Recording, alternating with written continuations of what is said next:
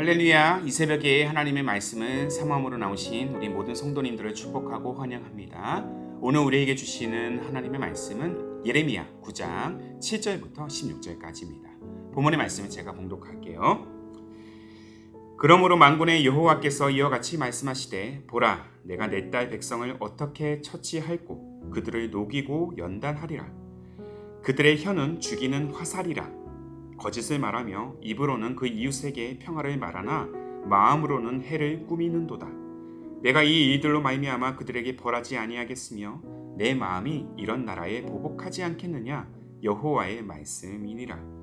내가 산들을 위하여 울며 부르짖으며 광야 목장을 위하여 슬퍼하나니 이는 그것들이 불에 탔으므로 지나는 자가 없으며 거기서 가축의 소리가 들리지 아니하며 공중의 새도 짐승도 다 도망하여 없어졌음이라.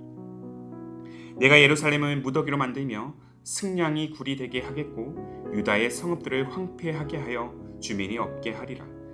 지혜가 있어서 이 일을 깨달을 만한 자가 누구며 여호와의 입의 말씀을 받아서 선포할 자가 누구인고 이 땅이 어찌하여 멸망하여 광야같이 불타서 지나가는 자가 없게 되었느냐. 여호와께서 말씀하시되 이는 그들이 내가 그들의 앞에 세운 나의 율법을 버리고 내 목소리를 순종하지 아니하며 그대로 행하지 아니하고 그 마음의 완악함을 따라 그 조상들이 자기에게 가르친 바알들을 따랐음이라. 그러므로 만군의 여호와 이스라엘의 하나님께서 이와 같이 말씀하시니라. 보라, 내가 그들 곧 이 백성에게 쑥을 먹이며 독한 물을 마시게 하고 그들과 그들의 조상이 알지 못하던 여러 나라 가운데에 그들을 흩어버리고 진멸되기까지 그 뒤로 칼을 보내리라 하셨느니라. 아멘. 오늘 말씀은 정직한 신앙으로의 회복이라는 제목으로 나누기를 원합니다. 어떠한 상황에서도 이 표정의 변화가 없는 것을 포커페이스라고 하죠. 이 포커페이스는 흔히 우리가 도박이라고 말하는 카드 게임 중 하나인 이 포커에서 유래한 단어인데요. 내가 어떠한 패를 가지고 있는지 상대방이 눈치채지 못하게 표정의 변화를 주지 않는 기술입니다. 이는 일상에서 좋은 일이든 나쁜 일이든 표정의 변화 없이 담담하게 자신에게 주어진 일을 감당하는 자들에게 주는 친송이기도 합니다. 불행인지 다행인지는 모르겠지만 저는 감정의 변화가 이 표정에 고스란히 드러나는 사람입니다. 포커페이스가 안 돼요. 그래서 때때로 예기치 못한 일을 겪었을 때 쉽게 넘길 수 있는 일임에도 불구하고 저의 숨기지 못하는 표정으로 인해서 일을 키우는 경우를 자주 경험하곤 했습니다. 저의 큰 약점이기도 합니다. 어떻게 보면 목회를 하는 데 있어서 많은 방해가 될 때도 있어서 때때로 자괴감을 들기도 합니다. 그래서 이 포커페이스를 가진 자들이 참 부럽습니다. 우리나라 야구 선수 중에 이 포커페이스로 유명한 선수가 있습니다. 지금도 현역으로 활동하고 있는데요. 도이치구의 사나이 바로 오승환 선수입니다. 이 불리한 상황에서 마운드에 올랐지만 전혀 표정의 변화 없이 타자를 압도합니다. 그리고 지체 없이 자신이 가진 강력한 도이치구를 던져서 포수 글러브에 가감히 꽂아버립니다. 그의 실력도 대단하지만 자신의 실력을 믿고 유리하든지 불리하든지 그 상황에 굴하지 않고 표정의 변화 없이 던진 결과 그는 지금까지 한국 야구 최고의 마무리 투수로 지금까지 그 명맥을 이어왔습니다. 이처럼 세상에서 이 포커페이스라는 것은 성공을 위한 능력으로 여겨지고 있어요. 그러나 어떤 면에서는 이 포커페이스는 상대방을 속이고자 하는 거짓과 속임수의 가면이 됩니다. 포커페이스를 악용하는 것이죠. 얼굴에는 착한 표정을 하면서 선한 표정을 하면서 속으로는 미워하고 짓밟으려고 합니다. 이렇게 속은 사람들은 막대한 손해와 상처를 입으면서 살아가게 되죠. 때때로 사람들을 대하는 우리의 모습도 겉과 속이 다를 때가 있습니다. 겉으로는 괜찮은 척하지만 속으로는 미움과 시기가 가득하다는 사실을 우리 내면 가운데 심심치 않게 찾아볼 수가 있어요. 분명한 사실은 겉모습이 아닌 속마음이 진짜 나의 모습이라는 것이죠. 우리는 우리의 진짜 모습이 어떤지를 늘 면밀히 관찰해야 될 것입니다. 신앙에서는 더더욱 그렇습니다. 하나님은 우리의 겉모습보다 내면의 진실함을 더 원하시는 분이세요. 안타까운 사실은 겉과 속이 다른 그리스도인들이 이 땅에 참 많다라는 것입니다. 입으로는 사람들에게 사랑한다, 축복한다라고 말은 하지만 마음으로는 해를 끼치고자 합니다. 많은 이들이 입으로 거룩하다, 거룩하다, 거룩하다라고 하나님을 찬양하지만 속마음은 하나님을 향한 무관심과 함께 자신의 탐욕을 채우려는 그 야망이 늘 깃들어 있다라는 것이죠. 이와 같은 모습이 오늘 본문에 기록된 남유다 백성들에게도 고스란히 기록되어 있습니다. 자, 본문 11절의 말씀이에요. 그들의 혀는 죽이는 화살이라 거짓을 말하며 입으로는 그 이웃에게 평화를 말하나 마음으로는 해를 꾸미는도다. 하나님은 그들의 죄악된 행동보다 겉과 속이 다른 그 모습에 그 가증함을 더 느끼십니다. 신앙에서 겉으로는 아무런 문제가 보이지 않아요. 오히려 누구보다 열심히 예배를 드리고 봉사도 열심히 하고 헌금도 많이 드립니다. 그런데 정작 그 마음에 하나님에 대한 그 어떤 관심조차도 없고 그리고 그렇게 무관심한 모습으로 예배의 자리에 나아간다면 과연 하나님께서 그의 신앙을 기뻐하실까요? 전혀 기뻐하지 않으신다라는 거예요. 오히려 더 가증스럽게 여기십니다. 이런 하나님의 분노가 바로 다음 구절에 잘 기록되어 있어요. 본문 9절의 말씀이에요. 내가 이 일들로 말미암아 그들에게 벌하지 아니하겠으며 내 마음이 이런 나라에 보복하지 않겠느냐 여호와의 말씀이니라.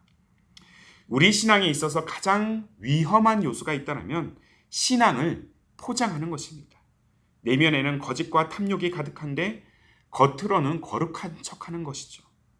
성과 속의 분리, 곧 예배당에서는 천사와 같은데 일상에서는 하나님과 전혀 상관없이 오히려 악마와 같은 모습으로 탐욕을 드러내고 수많은 사람들에게 해를 가하면서 그렇게 나아가는 그 이중적인 신앙은 우리가 제일 경계해야 할 모습임을 잊어서는 안 될 것입니다. 사람에게는 진짜 마음을 들키지 않을 수 있어요. 한길 물속은 알아도 사람 물속은 사람의 마음으로는 그 사람 속은 모른다고 하지 않습니까? 악인도 죄를 숨기고 얼마든지 착한 사람이 될 수 있습니다.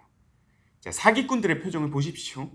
누구보다 착하고 온화한 표정을 짓고 사람들에게 접근하고 있지 않습니까? 이 표정에 많은 사람들이 속아 넘어가서 그의 핵심을 전혀 알아채지 못한 채 그렇게 속고 마는 것이죠. 그러나 아무리 포커페이스에 능한 자라 할지라도 속일 수 없는 한 분이 계세요. 바로 하나님이십니다. 아무리 내 마음을 꽁꽁 숨겨놓아도 하나님의 말씀은요, 우리의 영혼과 골육을 쪼개기까지 하면서 마음과 생각을 감찰하시는 분이십니다. 자, 이 사실이 히브리서 4장 12절에 분명히 기록이 되어 있어요. 하나님의 말씀은 살아있고 활력이 있어 좌우의 날선 어떤 검보다도 예리하여 혼과 영과 및 관절과 골수를 찔러 쪼개기까지 하며 또 마음의 생각과 뜻을 판단하나니. 사랑하는 여러분, 어쩌면 불편한 표현일 수도 있겠지만 저를 비롯한 우리 모두가 깊이 새겨 넣어야 할 한 문장이 있어요. 바로 하나님 앞에 우리 신앙을 포장하지 말라는 것입니다. 하나님 앞에 우리의 신앙을 포장해서는 안 된다는 것이에요. 그 포장지를 가감히 내가 뜯어내고 내 안에 숨겨진 교만함, 그 거짓됨을 정직하게 하나님 앞에 고백해야 될 것입니다. 가장 빠른 회복은 바로 솔직함입니다. 정직함이라는 것이죠. 남유다 백성들이 하나님의 극렬한 심판을 받을 수밖에 없었던 이유는 하나님 앞에서 정직하지 못했기 때문이에요. 밧세바를 범한 다윗이 자신의 죄가를 가리기 위해서 충직한 신하이자 밧세바의 남편이었던 그 우리아를 죽인 것을 두고 나단 선지자의 책망을 그가 받을 때 그는 그 자리에 엎드려서 하나님께 자신의 죄를 고백합니다. 변명 없이 말이죠. 그리고 자신의 시로 하나님께 이렇게 간절히 간구하게 되죠. 시편 51편 10절의 말씀이에요. 하나님이여, 내 속에 정한 마음을 창조하시고 내 안에 정직한 영을 새롭게 하소서. 정직한 영을 새롭게 하소서. 이 간구가 오늘 말씀을 붙들고 하나님 앞에 겸손히 엎드려 고백해야 될 우리의 기도가 되어야 할 줄로 믿습니다. 하나님은 우리가 뭘 잘하는 것보다 정직한 마음, 솔직한 마음을 더 기뻐하시고 원하시는 분이십니다. 우리의 교만함, 우리의 거짓됨을 정직하게 고백할 때 무너진 그 자리에서 사랑의 손으로 우리의 손을 다시 한번 잡아서 일으키셔서 회복의 여정으로 이끄실 것입니다. 다윗의 삶처럼 말이죠. 호람되어라는 단어를 여러분 잘 알고 계시죠? 라틴어인 이 단어는 누구 앞에서라는 호람과 하나님을 뜻하는 테오스와 결합한 단어입니다. 16세기 종교 개혁자들이 화려한 성전 이면에 온갖 부정과 부패로 얼룩진 이 중세교회를 이중적인 실상들을 그 모습들을 고발하면서 성전이든 일상이든 그 장소에 상관없이 하나님 앞에서 정직한 신앙으로 나아가도록 외친 구호이기도 합니다. 우리 또한 어느 곳 어느 때든지 하나님 앞에서 진실로 하나님을 예배하고요, 진실로 하나님을 섬기고 진실로 하나님을 사랑하기를 결단하면서 정직으로의 회복을 강구하는 자들이 되어야 할 것입니다. 이 사실을 오늘도 우리가 기억하면서 우리 영혼의 정직함으로 하나님의 기쁨이 되는 그런 우리의 신앙, 그리고 우리의 삶, 우리의 가정, 우리의 공동체가 되기를 주님의 이름으로 축복합니다. 늘 하나님 앞에서 정직한 모습으로 나아가는 그러한 여정이 되기를 주님의 이름으로 소망합니다. 아멘. 함께 기도하겠습니다. 우리의 인생의 주관자가 되시고 일상의 동행자가 되어주셔서 우리와 늘 함께 하시는 하나님 아버지, 거짓과 속임수가 가득한 이 땅 가운데서도 주님의 사랑과 능력으로 오늘도 구원의 여정을 향해 믿음의 발걸음을 내딛도록 인도하시는 그 은혜에 감사드립니다. 그러나 때때로 우리 내면은 오늘 기록된 남유다 백성들의 이중적인 신앙의 모습처럼 하나님 앞에 정직하지 못하여 겉으로 하나님을 사랑한다고 고백은 하지만 내면엔 하나님의 은혜와 사랑을 망각한 채 무관심으로 하나님을 멀리할 때가 있지 않는지를 돌아보게 됩니다. 혹 우리의 영혼이 하나님 앞에서 거짓된 마음으로 나아가고 있다라면 용서하여 주옵시고 어느 때든지 어느 곳에 있든지 하나님 앞에서 정직한 영으로 우리의 마음을 새롭게 하여 주옵소서. 입에 바른 말로 자신의 거짓됨을 가리려는 영혼들, 그렇게 거짓과 부패로 얼룩진 교회를 불쌍히 여겨주시고 이 땅을 사는 그리스도인과 주님의 몸된 교회가 하나님만을 경외하면서 하나님 앞에서 정직한 신앙으로의 회복을 강구하도록 성령이여 지금 우리를 인도하여 주옵소서. 오직 정직한 신앙, 정직한 고백, 정직한 마음을 통해서 회복의 역사가 일어날 줄로 믿습니다. 이 믿음으로 오늘도 주의 말씀을 따라 순전한 발걸음을 내딛는 우리 모두가 되게 하여 주옵소서. 그 무엇보다 진실함을 원하시는 우리 주님 예수님의 이름으로 기도하옵나이다. 아멘. 오늘도 주신 말씀을 따라서 이 두 가지의 기도 제목을 붙들고 함께 나아가기를 원합니다. 먼저는 내 안에 교만함과 거짓됨을 모두 벗어버리고 하나님 앞에서 정직한 신앙으로 그렇게 회복을 강구하는 삶, 말씀에 순종하는 인생이 되게 하옵소서.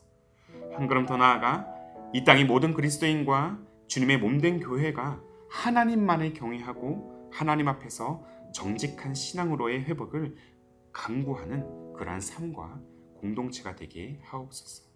이 두 가지의 기도 제목을 간절한 마음으로 함께 고백하시면서 오늘도 기도로 하루의 삶을 열어가시기를 바랍니다. 함께 마음을 다해 기도하겠습니다.